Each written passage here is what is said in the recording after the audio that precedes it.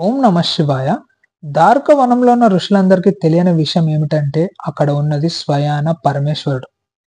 దారుకవనంలో ఉన్న ఋషులంతా దేవుళ్ళను, విష్ణుమూర్తుల వారిని, శివయ్యను పూజించడం మానేశారు. మనం మోక్షం పొందడానికి దేవుళ్ళను పూజించాల్సిన అవసరం లేదు. యాగాలు చేస్తే సరిపోతుంది అని వాళ్ళు నిర్ణయించుకున్నారు. శివయ్య, విష్ణుమూర్తుల వారితో కలిసి వీళ్ళకి మనపై గౌరవం లేదు. భక్తులను చెడ్డ మార్గంలో నడిపిస్తున్నారు. వీళ్ళకి మనం ఎలాగైనా బుద్ధి చెప్పాలి అని అన్నారు. నేను వాళ్ళ కామాన్ని రెచ్చగొట్టి ధర్మాన్ని నాశనం చేసి వాళ్ళని మాయా మార్గంలో నడిపిస్తాను అని విష్ణుమూర్తుల వారు అన్నారు. తనని తాను ఒక మోహిని రూపంలోకి మార్చుకున్నారు. శివయ్య భిక్షగాడి రూపం ధరించారు.